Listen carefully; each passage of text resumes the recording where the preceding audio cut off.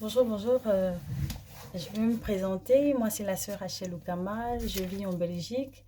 Ce matin, c'est moi qui vais vous faire l'exhortation. Aujourd'hui et demain. Je remercie, avant de commencer, je remercie le pasteur Pierrot de m'avoir choisi de vous parler de la part du Seigneur. Moi, je vais vous parler d'un sujet que vous connaissez tous, que vous avez entendu parler plusieurs fois. Mais aujourd'hui, moi aussi, je vais l'aborder d'une manière différente. Je vais vous parler de quelque chose que j'aime beaucoup, que j'aime tant, c'est la foi. Pourquoi la foi? Parce que pour moi, même la foi, c'est le soubassement de la vie chrétienne. Lorsque nous lisons dans le livre de Hébreux au verset 11, je vais le lire de deux versions différentes. Selon le PVD, la foi, Hébreux 11, croire en Dieu, c'est une façon de posséder déjà les biens qu'on espère, être persuadé que les choses qu'on ne voit pas existent vraiment. Au verset 6, personne ne peut plaire à Dieu s'il n'y croit pas. Celui qui s'approche de Dieu doit croire que Dieu existe et qu'il récompense ceux qui le recherchent. Dans la version Louis II, or la foi est une ferme assurance des choses qu'on espère, une démonstration de ce qu'on ne voit pas. Plus loin, sans la foi, il est impossible de lui être agréable. Voilà. Sinon, même les deux versions de la Bible, il y a les deux mots-clés qui attirent mon attention. Dans la foi, il y a déjà, voilà, on nous a donné la définition que c'est une ferme assurance de choses qu'on espère, une démonstration de ce qu'on ne voit pas. Ça veut dire que si vous voulez voir les choses que vous espérez, que vous ne voyez pas, il faut avoir la foi pour qu'elles se matérialisent. Alors, c'est comme, voilà, dans la Bible, selon 2 Corinthiens 1, 20, toutes les promesses de Dieu sont oui en Jésus-Christ. Mais pour qu'elles se matérialisent, cela veut dire quoi? Que toutes les promesses bibliques, toutes les promesses que Dieu a faites, elles sont là, elles sont spirituellement, elles sont là. Elles existent. Mais pour qu'elles se matérialisent, il faut avoir la foi véritable. Alors, toutes les promesses, alors, par exemple, Dieu a dit, j'éloignerai de vous la maladie. Elle est là. Il a déjà dit, pour qu'elle se matérialise en vous, il faut avoir la foi. Et si vous n'avez pas la foi, comme le dit dans Hébreux 11, 6, personne ne lui est agréable. Alors, pour être agréable à Dieu, il faut avoir la foi. Pourquoi la foi? Selon même les deux définitions, il y a deux mots clés que nous devons avoir. Premièrement, c'est croire. On a le verbe croire. Et deuxièmement, le mot assurance. Lorsque vous combinez ces deux mots et vous l'expérimentez, vous le matérialisez en vous, toutes les promesses s'accomplissent sans exception, tout alors. Moi, j'ai expérimenté cela et je vais vous faire partager avec vous afin que vous puissiez bénéficier aussi de cette grâce. Alors, croire, selon je vais d'abord donner la définition de la foi selon les dictionnaires.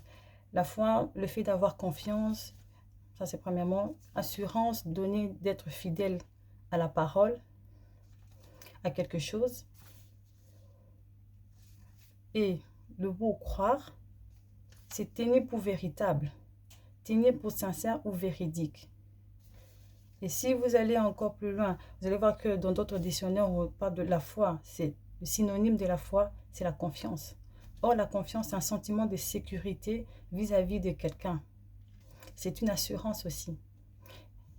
Et le contraire de la foi ou de la confiance en fait, c'est la crainte. La crainte ici, on parle de la peur.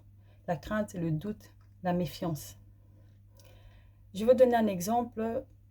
Lorsqu'on vous dit, vous voyez cette personne, c'est un meurtrier. Du coup, vous avez peur de la personne. Vous vous méfiez un peu, vous allez marcher un peu loin de la personne. Et voilà, lorsque vous n'avez pas foi en Dieu, vous avez cette peur-là, ça veut dire que vous vous éloignez de Dieu, vous avez un doute envers Dieu.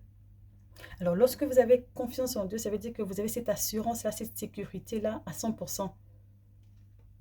Alors, lorsque vous maîtrisez ces deux mots-là, qui reviennent en fait, ce sont des synonymes, la confiance et la foi, et l'assurance, a comme définition la certitude.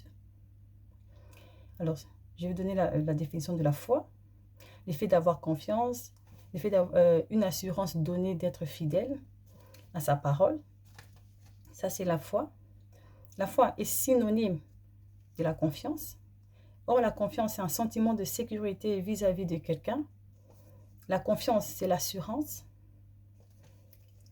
La confiance, c'est la sûreté.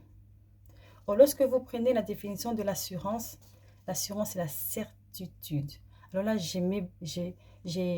j'épingle bien la certitude.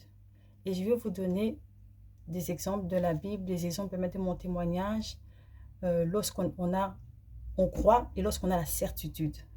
Parce que souvent, c'est vraiment très nuancé, mais je vous jure, on peut le mettre le deux ensemble ou les deux peuvent être séparés. Et cela ne veut pas dire si vous croyez que Dieu ne va pas agir, non.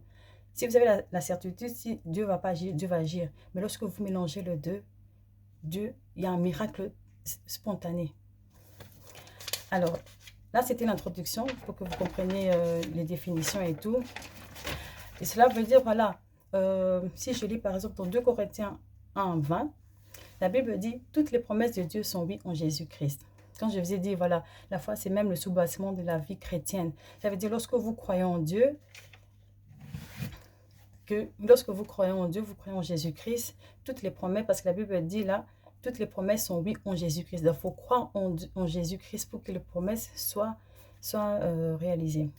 En fait, cela signifie, quand ce verset dit que toutes les promesses sont oui en Jésus-Christ, ça veut dire que spirituellement, les promesses, elles sont là. Elles existent déjà.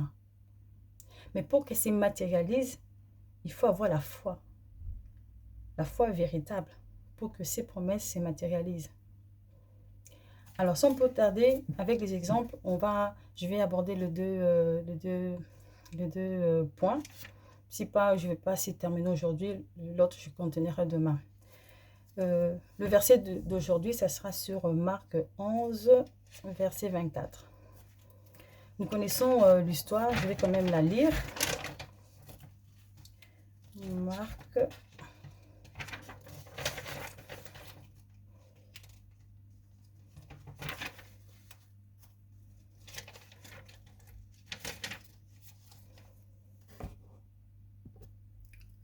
Voilà, désolé, c'est, voilà. Revenons à nos moutons. Voilà, le message d'aujourd'hui, excusez-moi, c'est pas sur Marc, mais c'est sur Matthieu 8, verset 23-27. Je vais lire. Jésus calme la tempête. Jésus monte dans la barque et ses disciples l'accompagnent. Tout à coup, une grande tempête se met à souffler sur le lac. Les vagues vont bientôt recouvrir la barque et Jésus dort. Les disciples s'approchent de lui, ils le réveillent en disant « Seigneur, sauve-nous, nous allons mourir. » Jésus leur dit « Pourquoi est-ce que vous avez peur? Vous n'avez pas beaucoup de foi ?» Alors il s'élève, il menace le vent et l'eau, et tout devient très calme. Tous sont étonnés et disent « Qui donc est cet homme? Même le vent et l'eau lui obéissent. » Voilà, nous connaissons tous cette histoire. Jésus va avec ses disciples dans la barque et tout. On ne nous dit pas si c'était la journée ou si c'était le soir, mais ce qui est sûr, lorsqu'il y a une tempête, lorsque vous êtes dans l'océan, je ne sais pas si c'était l'océan, mais non, le lac, c'était dans le lac. Lorsqu'il y a une tempête, il y a le vent, nous savons que le ciel s'obscurcit. Et du coup, il y a eu du vent et tout, l'eau entrait dans la barque. Alors les disciples, la Bible dit bien que les disciples ont eu peur.